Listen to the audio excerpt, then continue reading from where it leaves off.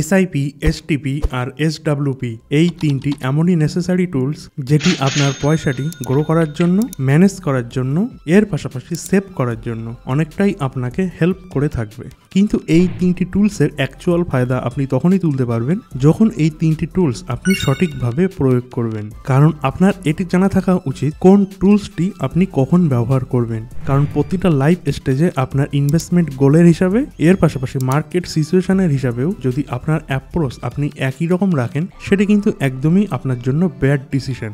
সেই জন্য আজকে আমরা এসআইপি, এসটিপি আর এসডব্লিউপি এই তিনটি প্যারামিটার নিয়ে রিয়েল লাইফ এক্সাম সহকারে আপনাদেরকে ইন ডিটেলস এক্সপ্লেন করব। তো চলুন ভিডিওটি প্রথম থেকে শেষ পর্যন্ত খুবই গুরুত্ব সহকারে বিশ্লেষণ করা যাক। তো সর্বপ্রথম আমরা শুরু করব এসআইপি থেকে। তো এসআইপির ফুল ফর্ম হলো সিস্টেমেটিক ইনভেস্টমেন্ট প্ল্যান। তো এই এসআইপি সম্বন্ধে অনেক মানুষেরই কিন্তু ধারণা আছে। তো যারা এসআইপি সম্বন্ধে জানে না তাদের জন্য শর্টে আমরা একটু বলে নেব। একটি এক্সাক্ট অ্যামাউন্ট একটি স্পেসিফিক ডেটে রেগুলার ইন্টারভালসে যদি আপনি ইনভেস্ট করে থাকেন, এক্সাম্পল হিসাবে আমরা একটি ক্যারেক্টার নিয়ে নেব। তো ধরুন অঙ্কিত, যে ওয়েস্ট বেঙ্গলে থাকে, ধরুন তার 40,000 স্যালারি। তো ধরুন তার মাসে খরচ খরচা করে ওভারঅল সে 10,000 টাকা সেভ করছে।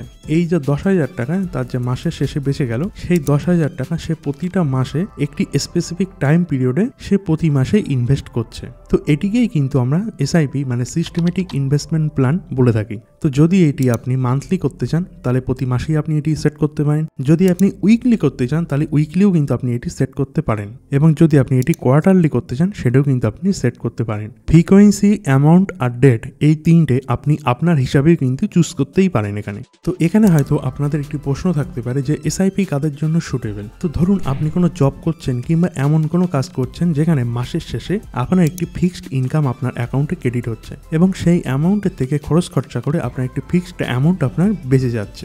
সেই অ্যামাউন্টটা আপনি সিস্টেমেটিক প্ল্যানের মারফত একটি ভালো জায়গায় ইনভেস্টমেন্ট করছেন, তার কারণ ভবিষ্যতে আপনি একটি ওয়েলথ ক্রিয়েট করতে চাইছেন। সেক্ষেত্রে এসআইপি কিন্তু আপনার জন্য একটি বেটার অপশন।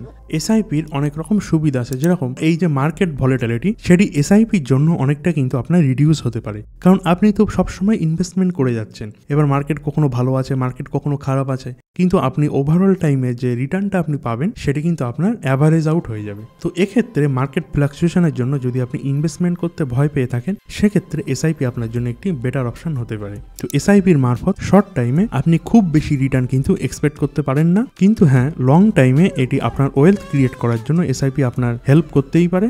নেক্সট হলো এসটিপি মানে সিস্টেমেটিক ট্রান্সফার প্ল্যান। তো এই এসটিপি সম্বন্ধে অনেক মানুষেরই কিন্তু কোনো রকম ধারণা নেই এবং এটি কিভাবে ইউজ করা হয় সেই সম্বন্ধেও কিন্তু অনেকেই জানে না। তো চলুন এটি আমরা এবার জেনে নেব।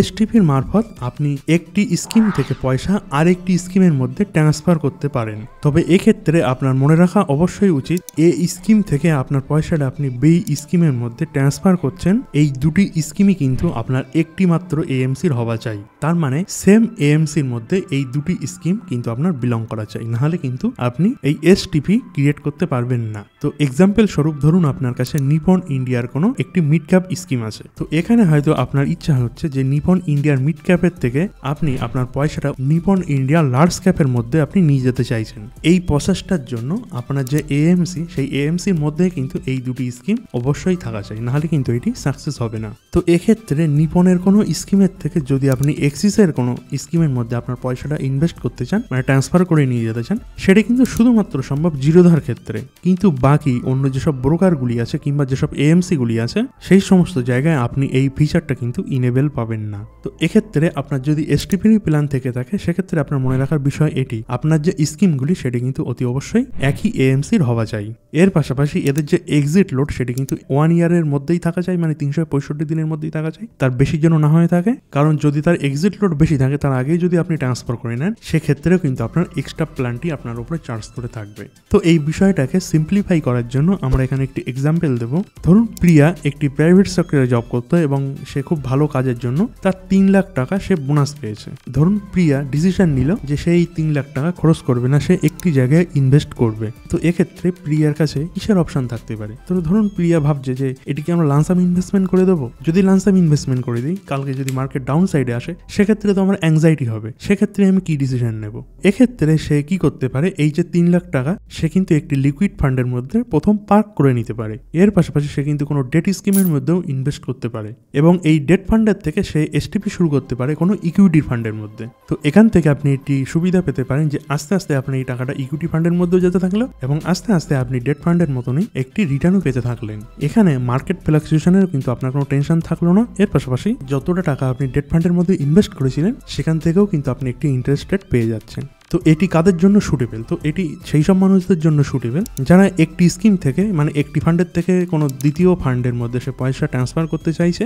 এর পাশাপাশি এরকমও হতে পারে, ধরুন আপনি কোনো ফান্ডের মধ্যে ইনভেস্টমেন্ট করে রেখেছিলেন, সেই ফান্ডটি বর্তমানে ভালো পারফরমেন্স করছে না, আপনি সেই এএমসিরই অন্য কোনো ভালো স্কিমের মধ্যে আপনি বেশি অপরচুনিটি দেখছেন, সেখানে আপনি ট্রান্সফার করে নিতে চাইছেন আপনার মানিটা, সেক্ষেত্রেও কিন্তু এসটিপি আপনার কাজে আসতে পারে। নেক্সট হলো এসডব্লিউপি মানে সিস্টেমেটিক উইথড্রল প্ল্যান। যেরকম আমরা এসআইপিতে প্রতি মাসে পয়সা ইনভেস্ট করতে পারি, ঠিক এর উল্টো কাজ আমরা এসডব্লিউপি এর মধ্যে করে থাকি। মানে প্রতি মাসে আমরা এখান থেকে কিছু কিছু করে পয়সা এখান থেকে উইথড্রল করে নিতে পারি। তো এটিও আমরা সিম্পলিফাই করার জন্য একটি এক্সাম্পল নিয়ে নেব। তো এখানে ধরুন মিস্টার প্রীতম রিটায়ার হয়ে গিয়েছে এবং এনার কাছে এই মুহূর্তে 50 লাখের পারপাস স্টকে আছে এবং এই 50 লাখের যে পারপাস এনার কাছে আছে সেই 50 লাখের উপর এসডব্লিউপি শুরু করতে চাইছেন। তো এখানে মিস্টার প্রীতম এসডব্লিউপি এর মারফত সে তার যতটা অ্যামাউন্ট তার মাসের হাত খরচ হিসাবে লাগবে, সে 25,000 হতে পারে, 30,000 হতে পারে কিংবা 50,000 হতে পারে, তার হাত খরচার পারপাস সে কিন্তু সেই পয়সাটা এখান থেকে সে উইথড্রল করতে পারে। সেটা কিভাবে করবে সেটা এককালীন না করে এসডব্লিউপি এর মারফত সে 25,000 কিংবা 50,000 যেরকম ভাবে সে চাইছে সেইভাবেই কিন্তু সে এখান থেকে উইথড্রল করে নিতে পারে এবং যতটাই এখানে সে এসডব্লিউপি সেট করবে ততটাই অ্যামাউন্ট প্রতি মাসে একটি নির্দিষ্ট টাইমে সরাসরি কিন্তু তার ব্যাংকের মধ্যে লিকুইড আকারে চলে আসবে। এক্ষেত্রে যারা রিটায়ার্ড পার্সন এসডব্লিউপি তাদের জন্য একটি কিন্তু বেস্ট অপশন হিসেবেই আমরা ধরে থাকি। তার কারণ হলো যতক্ষণ আপনার পয়সা এখান থেকে পুরোপুরি উইথড্রল না হয়ে যাচ্ছে ততক্ষণ কিন্তু আপনার পারপাসও এখান থেকে মিটছে। এর পাশাপাশি যে পয়সাটা আপনার ইনভেস্টেড আছে সেই সময়ও তার উপরেও কিন্তু আপনি একটি ইন্টারেস্ট রেট পাচ্ছেন। তো এখান থেকে অনেকে প্রশ্ন করে থাকে যে আমরা কিরকম পজিশনের পয়সা এখান থেকে উইথড্র করবো। তো এখানে মোস্টলি আমরা 4% হিসাবে কিন্তু সাজেস্ট করে থাকি প্রতিটা মানুষকে। এর পাশাপাশি আপনার যদি নিড একটু বেশি থাকে সেক্ষেত্রে আপনি বেশি করতে পারেন, কিংবা আপনার যদি নিড কম হয়ে থাকে সেক্ষেত্রে কিন্তু আপনি কম পার্সেন্টেজেও পয়সা এখান থেকে উইথড্রল করতে পারেন। তো লাস্টে আমরা আরেকবার সামারাইজ করে নেব যে এসআইপি, এসটিপি এবং এসডব্লিউপি সম্বন্ধে। তো এখানে আপনি স্ক্রিনে চার্ট দেখতে পাচ্ছেন। তো এখানে প্রথম যে আমরা অঙ্কিতের কথা বলেছিলাম সে কিন্তু প্রতি মাসে একটি পয়সা জুড়েছিল, কারণ তার একটি গোল ছিল, সেটি তার যে কোনো গোল হতে পারে, সেই হিসাবে কিন্তু সে প্রতি মাসে তার যে বেঁচে যাওয়া পয়সাটা সে কিন্তু এখানে ইনভেস্ট করছিল ইকুইটি ফান্ডের মধ্যে। তো এক্ষেত্রে আমরা বলে রাখি যে আপনি একটি গোল কিন্তু এখানে সেট করে নেবেন। মানে ধরুন আপনার গাড়ি কিনতে হবে কিংবা আপনার নতুন বাড়ি কিনতে হবে, এর পাশাপাশি আপনি ভ্যাকেশনে যেতে চাইছেন। তো এরকম গোল যদি আপনি সেট করে নিতে চান সেক্ষেত্রে এসআইপির মধ্যে কিন্তু আপনি অপশন পেয়ে যাবেন যে আপনি কত পয়সা ইনভেস্ট করলে সেটি কত ইয়ার পর মানে কত পার্সেন্টে আপনার সেটি গ্রো করলে আপনার কত হচ্ছে। সেই জন্য যে কোনো একটি গোল যদি আপনি সেট করে নিয়ে এসআইপি শুরু করেন সেক্ষেত্রে আপনার এসআইপিটা কিন্তু খুব সহজ হবে। এসটিপির ক্ষেত্রে প্রিয়া তার কোম্পানির থেকে একটি সে বোনাস পেয়েছিল, সেক্ষেত্রেও কিন্তু আপনি এসটিপি ইউজ করতে পারেন। সেটি একটি স্কিম থেকে আরেকটি স্কিমে পয়সা ট্রান্সফার করাও হতে পারে। এর পাশাপাশি ধরুন আপনি একটি স্কিমের মধ্যে অলরেডি ইনভেস্টেড আছেন, সেই স্কিমটি খারাপ পারফরমেন্স করছে, এবার সেই স্কিমের থেকে পয়সাটা এককালীন না তুলে নিয়ে আস্তে আস্তে আপনি দ্বিতীয় কোনো স্কিমে যেখানে আপনি অপরচুনিটি পাচ্ছেন সেই স্কিমের মধ্যে আপনি ট্রান্সফার করতে পারেন আস্তে আস্তে। তো নেক্সট এসডব্লিউপি, যেখানে মিস্টার প্রীতম তার যে গোল সেটি সে হিট করে গিয়েছিল, এর পাশাপাশি সে রিটায়ারমেন্টও এসে গিয়েছিল, একটা পেনশন স্বরূপ তার মাসে মাসে একটি হাত খরচা স্বরূপ একটি পয়সা চাই, সেই জন্য সে তার গোলের উপর এসডব্লিউপি সেট করেছিল। তো এখানে আমরা আশা করছি আপনাদের মোটামুটি একটি আইডিয়া চলে এসছে যে এসআইপি, এসটিপি আর এসডব্লিউপি কি জিনিস এবং কিভাবে এরা কাজ করে থাকে এবং কোন লাইফের স্টেজে আপনার কোন স্কিমটি ব্যবহার করা উচিত। তো এরপরে যদি আপনাদের কোনো প্রশ্ন থেকে থাকে অতি অবশ্যই আমাদের কমেন্ট সেকশনে জানাবেন এবং আমাদের এই কাজটি যদি ভালো লেগে থাকে এবং এখনো পর্যন্ত যদি আমাদের চ্যানেলটি সাবস্ক্রাইব না করে থাকেন তো পাশে থাকা লাল রঙের সাবস্ক্রাইব বাটনটি প্রেস করে দেবেন এবং বেল আইকনটি অন করে রাখবেন এবং আপনি আপনার মূল্যবান বক্তব্য আমাদের কমেন্ট সেকশনে জানাবেন।